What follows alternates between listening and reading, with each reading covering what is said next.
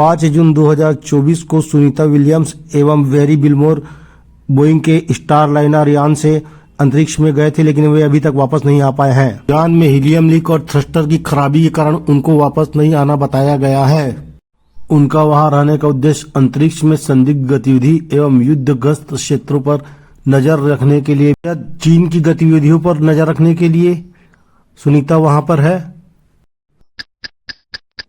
द्राज करेगा बहुत से पर्दाफाश।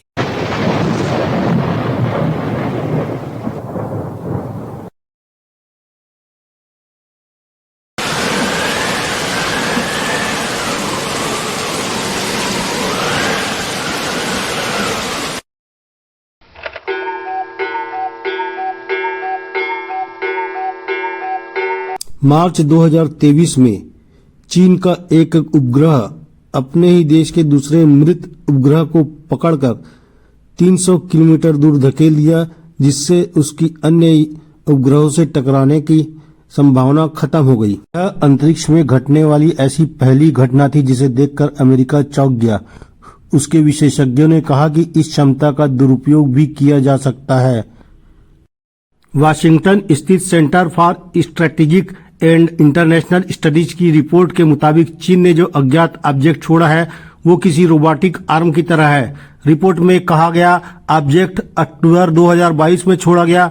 ये जनवरी 2023 में सैटेलाइट ट्रैकिंग रडार से गायब हो गया, लेकिन मार्च 2023 में दोबारा रडार पर दिखाई दिया। यह अपने आप में विश्व में घटने वाली पहली घटना थी जिसे देखकर सारा विश्व एवं खासकर अमेरिका चौंक गया। ऐसा कैसे हुआ, इसकी वजह का फिलहाल पता नहीं है। वहीं एक्सपर्ट का कहना है कि इस प्लेन में सैटेलाइट हटाने की क्षमता है, साथ ही इसका उद्देश्य खराब हुई सैटेलाइट की मरम्मत करना या तबाह हुई सैटेलाइट के मलबे को पृथ्वी के ऑर्बिट से हटाना हो सकता है। यह अमेरिका का सीक्रेट स्पेसक्राफ्ट X-37B की तस्वीर है। माना जा रहा है कि चीन ने भी अपना स्पेसक्राफ्ट इसी से इंस्पायर होकर अंतरिक्ष में भेजा था।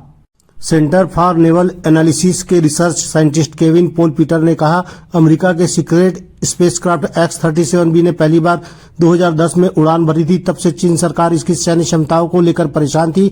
इसके बाद से चीन ने अपने स्पेस प्रोग्राम की शुरुआत की।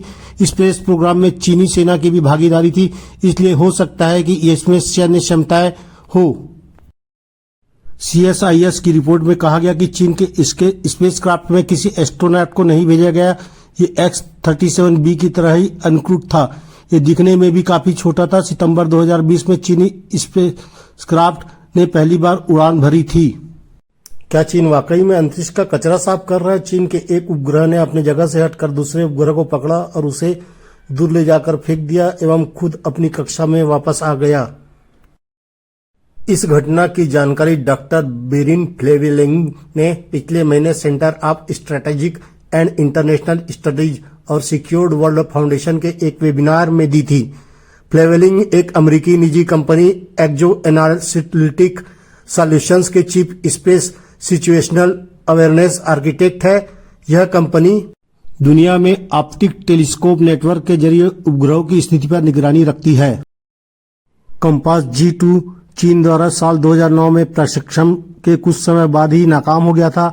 इसके बाद अगले 10 सालों से ज्यादा समय तक यह लाखों करोड़ों कचरे के टुकड़ों के साथ पृथ्वी की चक्कर लगा रहा था। वहीं SJ-21 को अक्टूबर 2021 को ही प्रक्षेपित किया गया था।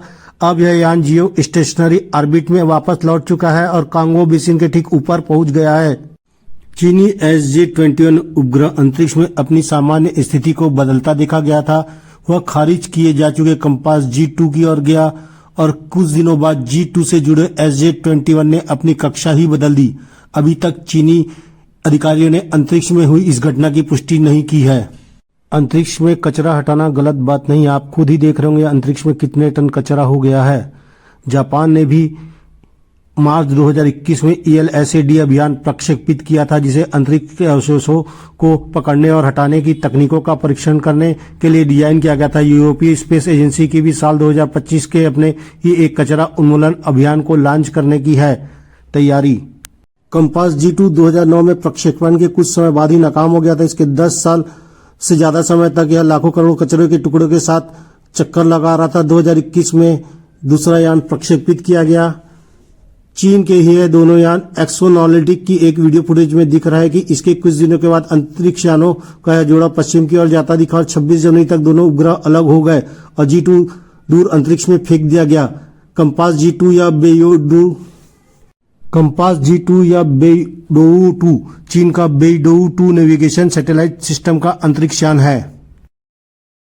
अमेरिका को लगता है चीन इस क्षमता का दुरुपयोग भी कर सकता है। अब आते हैं चीन के द्वारा बनाए नए युद्धपोत यान पर। यह 80,000 टन भारी है। यह इलेक्ट्रोमैग्नेटिक कैटापल्ट लॉन्च सिस्टम से लैस है, जिससे विमान अच्छे से जल्दी लॉन्च हो सकता है। इसका बढ़ा हुआ आकार और भार है। यह चीन द्वारा अपने देश में ही निर्मित है। इन विशेषताओं के कारण फुजियान की तस्वीरें और डिजाइन इसे विशेष बनाती है। चीन ने एक और रहस्यमयी युद्धपोत बनाया है, जिसके नाम की और इसकी क्षमता की किसी को जानकारी नहीं है। यह दिखने में अमेरिकी जमवाल्ट क्लास विध्वंसक और स्वीडन के विस्वी क्लास कॉर्वेट की तरह दिखता है। अगर ये इनके जैसा हुआ तो भारत और दुनिया के लिए यह खतरनाक साबित हो सकता है। अब आते हैं चीन के एक और नए हथियार, नई पनडुब्बी पर। इस पनडुब्बी ने दुनिया को चौंका दिया है, क्योंकि यह पनडुब्बी परमाणु पनडुब्बी हो सकती है। चीन इन दिनों गुप्त रूप से एक अज्ञात क्लास की पनडुब्बी का निर्माण कर रहा है। इस पनडुब्बी को पहली बार मई या जून में देखा गया था। यह खबर तब आई है जब चीन को हाल में ही अपनी एक निर्माणाधीन परमाणु पनडुब्बी को खोना पड़ा। यह पनडुब्बी यांगत्से नदी में डूब गई थी। डूबने की खबर तब शुरू हुई जब अमेरिकी नौसेना के विश्लेषक थॉमस शुगार्ट ने बंदरगाह पर तैरती क्रेन के असामान्य गतिविधियों को दर्शाते हुए सैटेलाइट तस्वीरें पोस्ट की। अब विशेषज्ञों का मानना है कि बंदरगाहों के तल से पनडुब्बी को निकालने के लिए क्रेन का इस्तेमाल किया जा रहा था। इस पनडुब्बी को टाइप 041 के रूप में जाना जाता है। यह एक मिनी